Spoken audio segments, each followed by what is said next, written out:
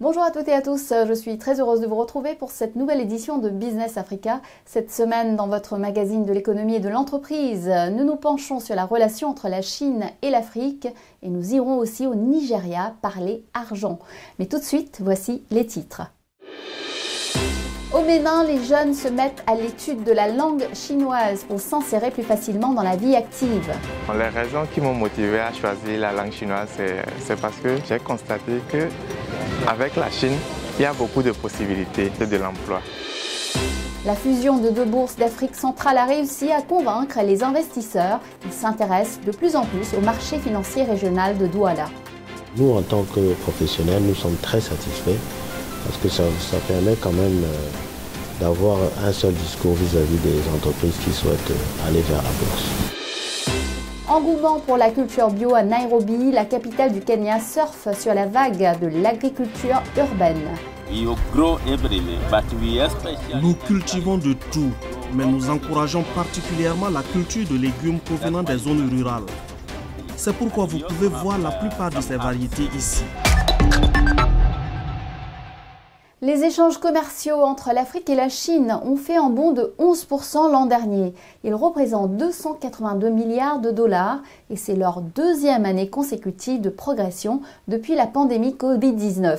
La Chine est aujourd'hui le premier partenaire commercial de l'Afrique et pour faciliter cette relation grandissante, les jeunes s'orientent désormais vers l'apprentissage de la langue chinoise. Notre journaliste Didier Assogba est entré dans la classe de ces étudiants béninois bien décidés à la maîtriser. Regardez. Avec un volume des échanges commerciaux évalué à plus de 60 milliards de dollars américains par an, la Chine est le troisième partenaire commercial du Bénin. Dans ce contexte, parler le mandarin est un grand atout. Créé en 2019 et installé sur le campus d'Abomey-Calavi, l'Institut Confucius offre une formation en licence, en traduction et en interprétariat en langue chinoise. Les étudiants de cette école sont les plus recherchés sur le marché de l'emploi en Afrique. À part les études, je suis aussi traducteur-interprète auprès d'un Chinois. Les raisons qui m'ont motivé à choisir la langue chinoise, c'est parce que j'ai constaté qu'avec la Chine, il y a beaucoup de possibilités de l'emploi. Bon, si tu n'as pas encore fini, on peut dire, si tu es en stage, tu peux déjà gagner jusqu'à 150 000 le mois. Si tu es un diplômé de la langue chinoise, et ton salaire peut monter de 250 à 500 000. Et cela alors que le salaire minimum interprofessionnel garanti au Bénin est de 52 000 francs CFA. Les autres raisons pour lesquelles cette formation connaît un succès fulgurant auprès des jeunes de la capitale économique sont diverses. J'ai ma maman qui est une grande grossiste, elle est commerçante. Je pense que c'est utile qu'en apprenant la langue chinoise, je puisse aider ma maman à développer ce commerce. Selon un rapport publié à Pékin en 2021 par China Africa Business Council, les entreprises privées chinoises représentent environ 10% des investissements en Afrique. La Chine réalise plus du tiers des projets d'infrastructures sur le continent. Alors, pour faciliter les échanges entre les ouvriers et les employeurs chinois, il faut des interprètes. Lorsque nous apprenons la langue chinoise aux nôtres, ils apprennent également la culture, ils apprennent le comportement, tout ça là. Ça permet d'avoir une relation franche avec le chinois. Nous avons des étudiants, des apprenants formés à l'Institut ici, qui ne sont pas au Bénin, mais qui travaillent avec des Chinois dans des pays, en Angola, en Côte d'Ivoire, au Togo. Donc, le marché d'emploi aujourd'hui pour quelqu'un qui apprend le chinois est encore frais. En 2016, les Chinois ont consacré 110 milliards de dollars au tourisme international. Selon l'Organisation mondiale du tourisme, le nombre de touristes chinois visitant le continent africain connaît une importante croissance de l'ordre de 50% chaque année. Mais les pays les plus visités sont le Maroc et la Tunisie. Le Bénin voudrait aussi attirer les touristes chinois en s'appuyant sur les étudiants de l'Institut Confucius. Nos étudiants servent aussi de guides touristiques pour les touristes chinois. Oui, un exemple, il y a une communauté chinoise qui voulait visiter les trésors royaux au palais de la présidence. Ce sont nos étudiants qui les ont accompagnés. Donc c'est pour dire en fait que dans le domaine du tourisme, il y a en fait de grandes opportunités pour ces étudiants. Cuisina fait partie des leaders de l'aménagement mobilier et de l'habitat dans la sous-région ouest africaine. Grâce à son savoir-faire appris en Chine et à sa connaissance du chinois, le jeune cuisiniste Muyamine Adechokan, PDG de Cuisina, a en effet trouvé une solution innovante. Il fabrique des meubles de cuisine avec des panneaux entièrement hydrofuges qui répondent aux normes des cuisines africaines. Pour ce faire, il importe tous les matériaux de Chine sans intermédiaire. Ses clients sont des grandes entreprises du bâtiment ouest-africaine. Et ces cuisines connaissent un franc succès face aux meubles de cuisine importés d'Europe moins adaptés aux conditions du continent. La Chine m'a appris la langue qui est la clé, la réussite de ce que je suis aujourd'hui. Les Chinois sont spéciaux. Peu importe si le Chinois comprend bien l'anglais et tout, il comprend bien le français. Si vous ne parlez pas dans sa langue, vous créez une barrière. Je suis rentré en Afrique et là, j'ai mis en place mon industrie Cuisina. Arrivé au Bénin en 2017 après avoir parcouru plusieurs pays africains, ce représentant chinois est à la tête de la filiale de Yangtze Water and Hydropower Construction. Cette société est spécialisée dans les travaux de bâtiments, travaux publics et hydroélectricité. Liu Xiaoping est fier de sa collaboration avec les ouvriers béninois.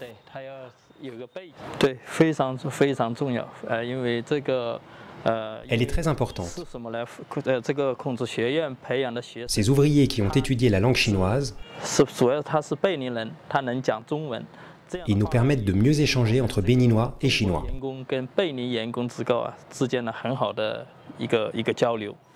Malgré l'épidémie de Covid-19, la coopération sino-africaine a maintenu son élan. Avec le développement des échanges, l'avenir de cette coopération a encore de beaux jours devant elle, alors que l'Afrique est devenue un terrain très attractif aux yeux de Pékin.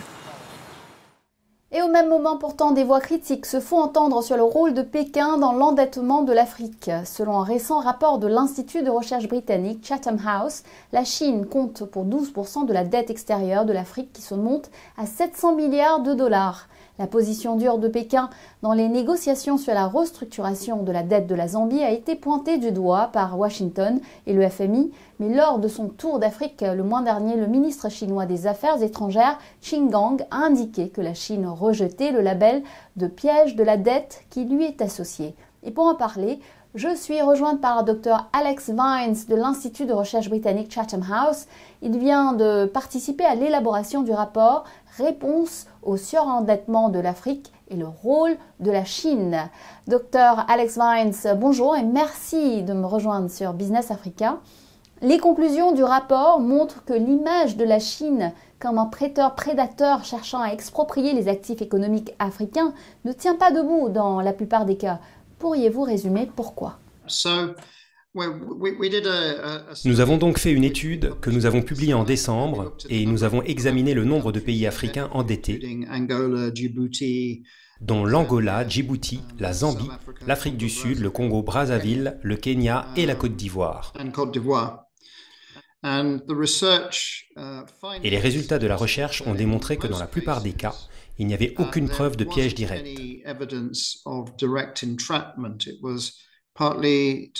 Cela était en partie lié au fait que différentes agences chinoises offraient des prêts de manière non coordonnée et désorganisée. C'est aussi les gouvernements eux-mêmes, les gouvernements africains, faisant toutes sortes de demandes, que les Chinois ne remettaient pas trop en question.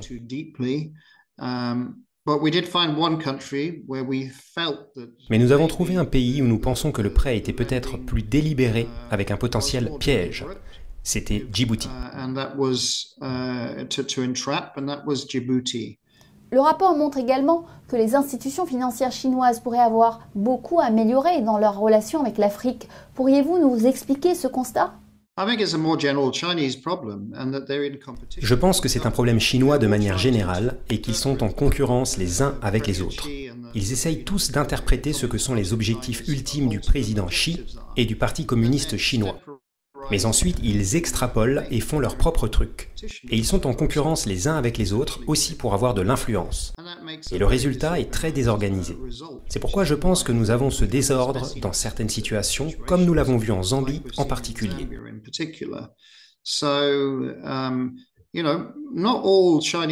Donc, vous savez, les prêts chinois ne sont en aucun cas tous mauvais.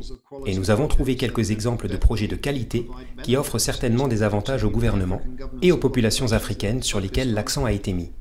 Et aussi, il est clair qu'il y a des expérimentations et des leçons à tirer de l'échec. Et enfin, d'après ce que nous savons jusqu'à présent, où cela nous mène-t-il en termes de restructuration de la dette en Afrique? Le FMI et la Chine semblent être en désaccord sur la question de la dette zambienne. C'est donc un problème courant. Et je pense qu'en 2023, nous verrons plus de pays avoir des difficultés avec des taux d'intérêt élevés pour rembourser leurs prêts.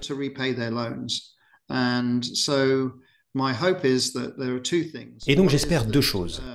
La première, que les pays du G7 pourraient mieux se coordonner. Mais plus important encore, le G20, avec le cadre commun qui succède à l'initiative de suspension de la dette ISSD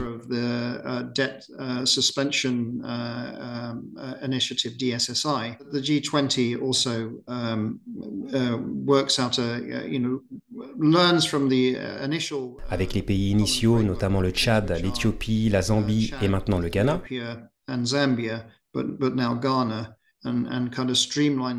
le G20 puisse en quelque sorte rationaliser le processus et élaborer un meilleur système. La clé, c'est qu'à l'avenir, il y ait plus de transparence. Mais à court terme, c'est la liquidité. Et il est vraiment important d'aider les pays qui ne sont pas capables de subir le fardeau de leur dette. Et c'est un mélange de réorganisation, de rééchelonnement, de réallocation, de réaffectation de la dette et d'un certain degré de pardon, d'indulgence par rapport à la dette également. Eh bien, je n'aime pas ces mots. Donc je dirais annulation de la dette, tout simplement. Dr Alex Vines, merci beaucoup. Dans le secteur de l'énergie, les développements se poursuivent sur le continent avec la major italienne Eni. Pour commencer, elle a signé un accord avec la Corporation nationale du pétrole de la Libye pour un investissement dans 2 champs de gaz naturels. Et en Afrique subsaharienne, le président de l'Ouganda, Yoweri Museveni, a lancé le début de la campagne de forage sur le champ pétrolier Kingfisher au lac Albert. 40 000 barils de pétrole brut par jour sont attendus en 2025. Mais le projet qui permettrait à l'Ouganda de devenir un important producteur pétrolier est très critiqué par les défenseurs de l'environnement. Cap maintenant vers l'Afrique centrale où, vous le savez, les 2 marchés financiers de la CEMAC, la Communauté économique et monétaire de l'Afrique centrale, ont fusionné. La bourse de Douala et la bourse des valeurs mobilières de l'Afrique centrale de Libreville ne font plus qu'une. Cette nouvelle bourse régionale située à Douala avait eu du mal à convaincre des investisseurs plutôt frileux. Mais elle a gagné son pari grâce à des émissions obligataires réussies. Pour en savoir plus, Aboubacar Mounchili s'était rendu dans cette bourse, porte d'entrée d'un vaste marché financier régional. Regardez. Voici le siège de la Bourse des valeurs mobilières de l'Afrique centrale, la BVMAC, en plein cœur du quartier d'affaires à Douala, la capitale économique du Cameroun. Elle est devenue l'unique bourse de la sous-région, un véritable espoir en zone CEMAC, la communauté économique et monétaire de l'Afrique centrale.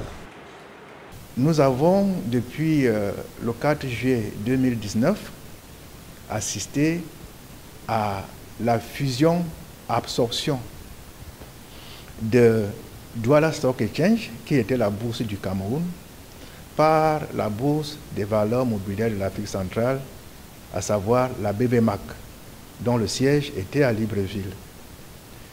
Les chefs d'État ayant donc décidé de l'intégration des marchés financiers de l'Afrique centrale. Nous, en tant que professionnels, nous sommes très satisfaits parce que ça permet quand même d'avoir un seul discours vis-à-vis des entreprises qui souhaitent aller vers la bourse. Pendant près de 16 ans, de 2003 à 2019, la zone CEMAC a été en effet marquée par la coexistence de 2 marchés boursiers concurrents. Au résultat, des conséquences douloureuses pour le monde des affaires locales. Nous avons beaucoup souffert en CEMAC du fait qu'il y avait 2 bourses actives et 2 organes de régulation, CNF et COSUMAF. Donc ça ne permettait pas aux émetteurs, à tous ceux qui voulaient arriver à la bourse, de pouvoir choisir une classe financière ou non. Depuis lors, l'unique bourse et deux acteurs clés animent le marché financier de la sous-région. Tout d'abord, le régulateur, qui est la Commission de surveillance du marché de l'Afrique centrale, la COSUMAF. Ensuite, la Banque des États de l'Afrique centrale, la BEAC, qui assure la fonction de banque de règlement. Au-delà donc de ces acteurs centraux, nous avons une quinzaine de sociétés de bourse qui sont agréées par le régulateur, dont le rôle est de servir de l'intermédiation entre le public qui a besoin d'investir et les émetteurs.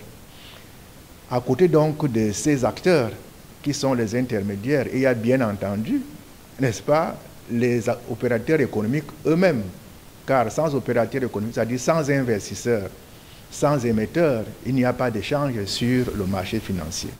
Allos Finance Cameroun est une entreprise qui fait dans le crédit bail. Elle est parmi les premières entreprises de la sous-région Afrique centrale à avoir compris que l'arrivée de la bourse représentait une grande opportunité pour le milieu d'affaires de la sous-région. Pour l'expérience, au début on avait quelques interrogations, mais je dois dire que ça a plutôt été une belle expérience, une belle réussite.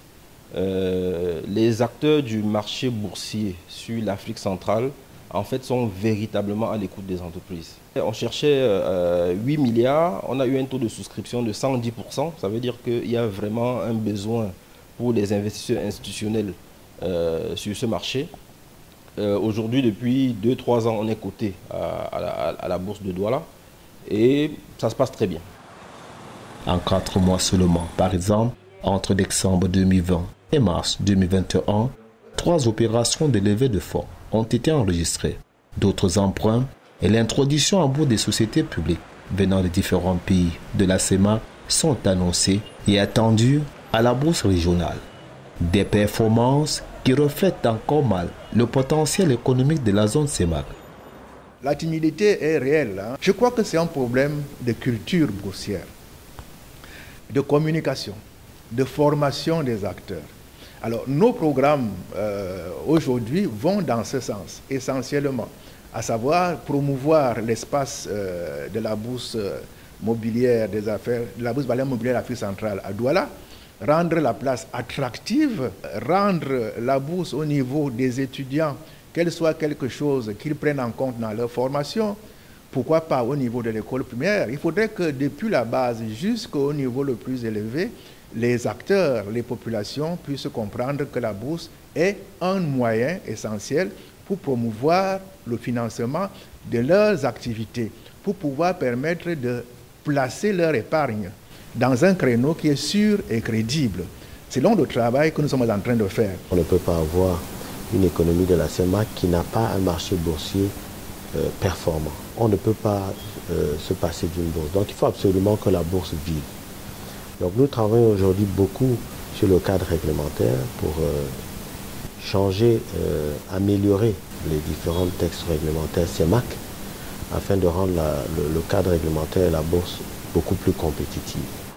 La zone CEMAC est condamnée à avoir un marché financier performant si elle veut poursuivre et asseoir son développement économique.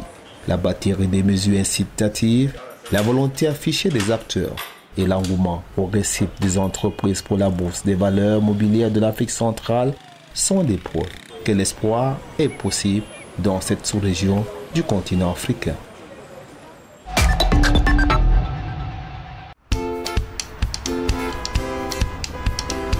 Avec l'application Nomade Éducation, les interminables embouteillages en rentrant chez moi deviennent des moments de révision de qualité.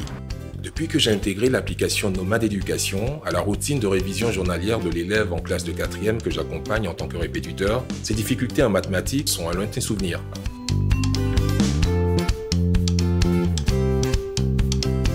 L'application Nomade Éducation a vraiment révolutionné les habitudes de révision de mes enfants. Quel que soit le lieu où ils se trouvent et sans connexion Internet, ils peuvent réviser en tout confort.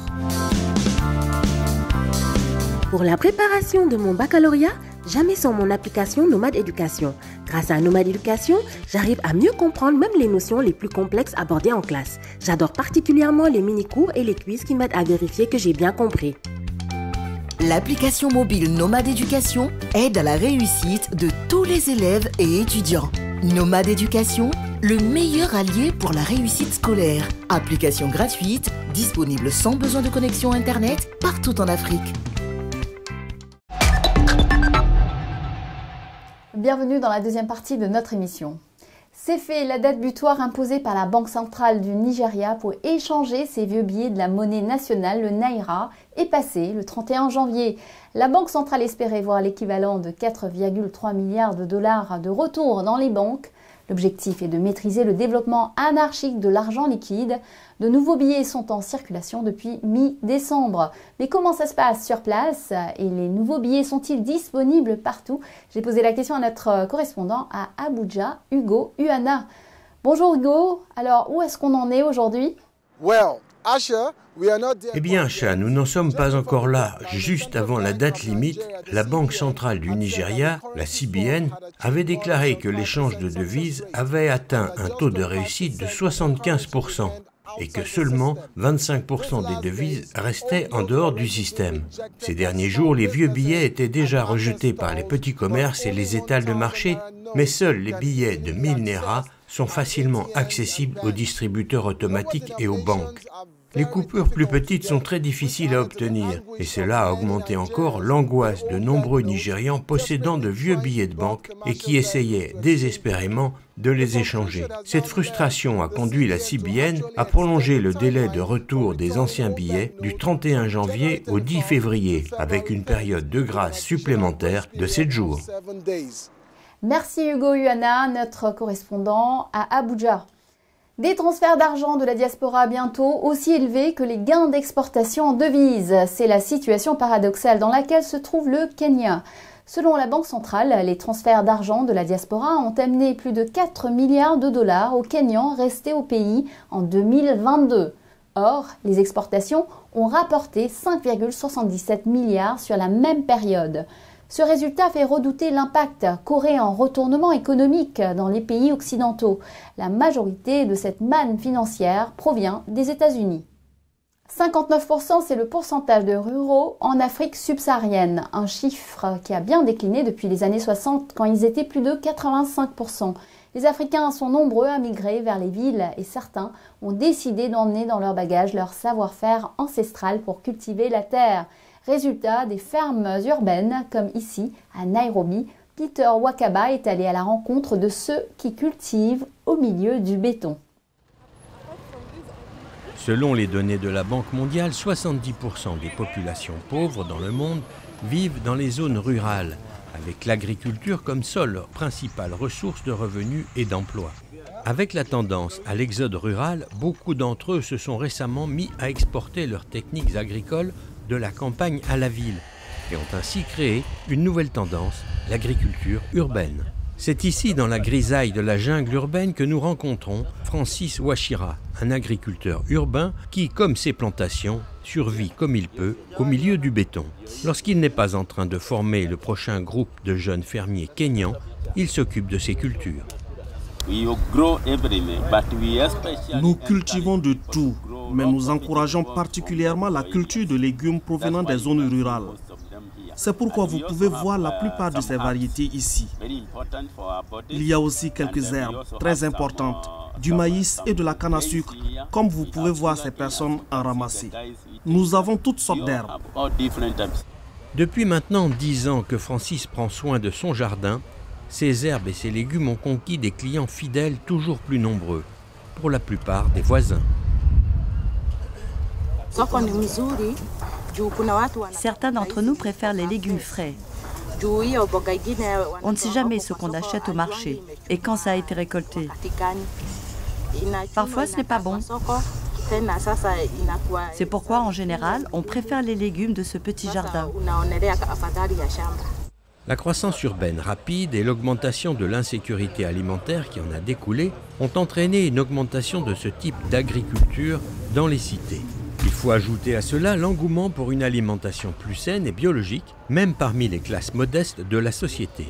La sensibilisation accrue aux méfaits de l'alimentation industrielle sur la santé est l'une des motivations principales des cultivateurs urbains pour faire pousser leur propre nourriture.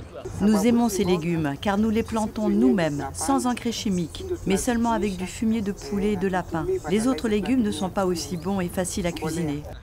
Francis, devenu célèbre grâce à sa petite ferme, a suscité la curiosité d'une jeune génération d'étudiants, venus parfois de très loin et désireux d'apprendre et d'imiter son succès. L'agriculture est une activité qui porte de nombreux fruits. De l'argent pour les études, l'alimentation. Quand je retournerai dans ma communauté, je pourrai leur dire que cette récolte peut être mangée. Ceci peut être mangé. La demande est si forte qu'elle a même attiré l'attention de multinationales et d'organismes internationaux qui cherchent à tirer profit de cette tendance. Amiran est la branche kenyane d'un conglomérat britannique, Balton CP. Présent au Kenya, en Ouganda, en Tanzanie, au Rwanda, en Zambie, au Ghana et au Nigeria. Cette société œuvre à aider les petits fermiers d'Afrique à augmenter leur productivité en implantant des technologies modernes comme l'irrigation et les serres. Le kit de culture Amiran a été développé avec notre équipe au Kenya pour accroître les rendements en Afrique et pas uniquement ici. In it, we include the 3 pillars for success that are missing right now in Kenya. Ce kit comprend 3 piliers indispensables au succès qui manquent actuellement au Kenya et qui comprennent la formation des fermiers, la transmission du savoir-faire, un accompagnement en ligne, les instructions d'un guide de culture, ainsi que les conseils spécialisés d'agronomes sur le terrain. Il est vrai que pour de nombreux cultivateurs, les plus jeunes en particulier, l'innovation et l'utilisation de ces technologies sont les attraits principaux pour passer d'une agriculture de subsistance à une agriculture lucrative, notamment grâce à la proximité et à l'engouement du marché urbain. Je souhaite avoir une grosse entreprise, mais pas que ça. Mon objectif est avant tout de conserver la qualité des produits que vous avez vus ici. Si seulement je pouvais changer la façon de penser des Kenyans. Parce que quand les gens viennent nous voir, nous leur disons que nous n'avons rien à leur apprendre. Nous changeons juste leur façon de faire les choses et leur vision sur le sujet. Si j'arrive à atteindre cela, je serai un homme satisfait. Comme je vous l'ai dit, je ne veux pas atteindre mon but tout seul, je veux le faire avec toute ma communauté.